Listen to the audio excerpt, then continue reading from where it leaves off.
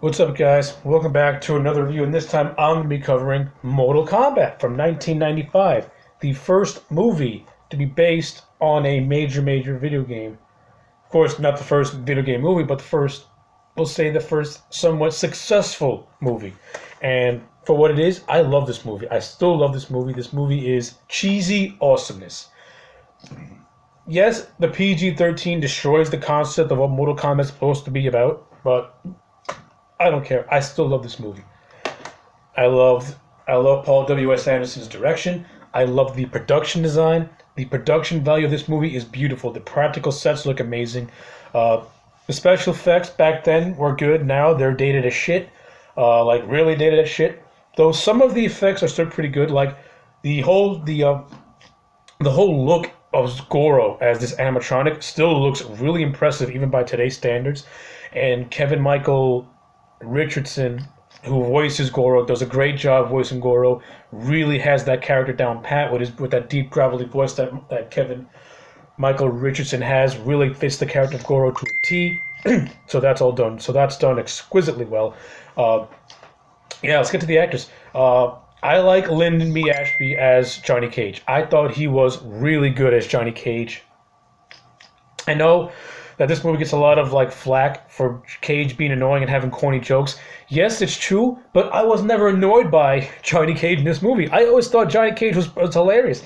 He has some cool, cheesy one-liners that I laugh at. I enjoy. I like Bridget Wilson as Sonya. She has a good commanding presence to her. I like Trevor Goddard as Kano. Pretty much spot on the character.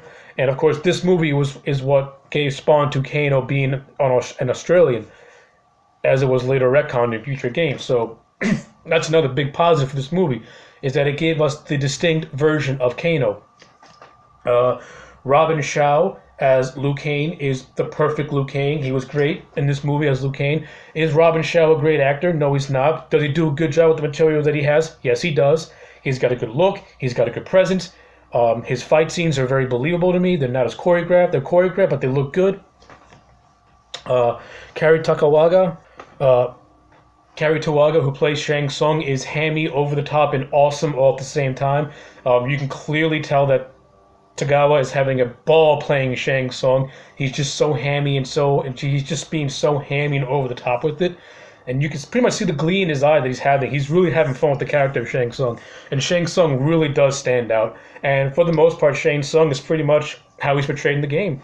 You know, the sorcerer the sorcerer of Outworld, who pretty much is the Emperor's right-hand man in a way. And it's great. You got Christopher Lambert, who plays Raiden. And Lambert, like Tagawa, is amazing as Raiden. Spot on Raiden. I love Lambert gives Raiden a charisma and a wittiness to him.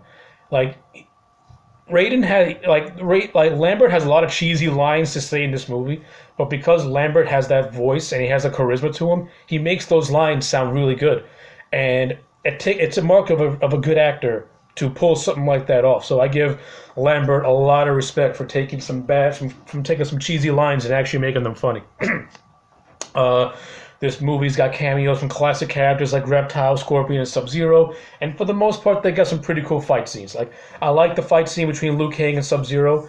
I thought that was pretty cool. I love the fight scene between Scorpion and Johnny Cage, which takes place primarily in the Netherrealm, and the whole look of the Netherrealm looks fantastic, and the whole look of Outworld looks great too. This whole desolate place.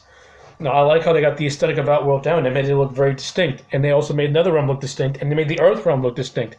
So, again, the attention to detail from a production standpoint is spot on. And Paul W.S. Anderson, he may not be a great writer or a great director, but you got to give the man credit. He at least tried to stay true to the video game, to the video game of Mortal Kombat.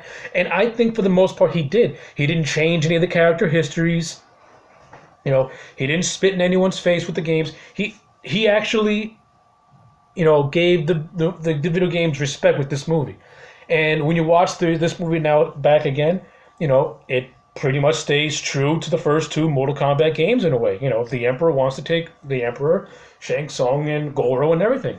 This game is primarily influenced by the first two games, but more the first game than the second game. Though it does have some characters from the second game, like a Katana and Reptile. And of course, now whoever knows the story of Mortal Kombat, you pretty much know the general gist of the movie's plot, so I'm not going to say much. Pretty much, all I'm going to say, Raiden has to gather Earth warriors to compete in Mortal Kombat, and if the Earth realm loses, the Outworld will win 10 Mortal Kombats in a row, and therefore they will have control of the Earth realm. And Raiden's warriors have to fight the tournament to make sure none of that happens. That's pretty much the general gist of the movie itself. Everything else in between, it's good fun. The action to me is well choreographed. Like I said, the production value looks fantastic. Can this movie be a little bit muddy with the plot sometimes? Yeah. Can some of the characterizations be a little bit too convenient? Yes, but it does have a lot of cool moments, like I said. And that's why I'm going to give this movie an 8 out of 10. It's still a fun movie. It's still great. It's still cheesy. It's fun. When I watch it, when I watch it to this day, it still puts a smile on my face that it's the most dedicated adaptation to a Mortal Kombat movie we're probably ever going to see. And this movie was made in 1995. And to this day, since there have been very little Mortal Kombat movies, this still stands as the best one. Because when you look at Mortal Kombat Annihilation, you'll know why this one's still the best one.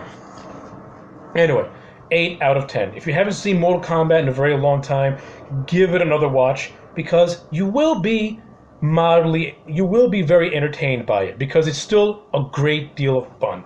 Anyway, my name is AJ Legend. Like, comment, and subscribe, and I'll check you back next time for more.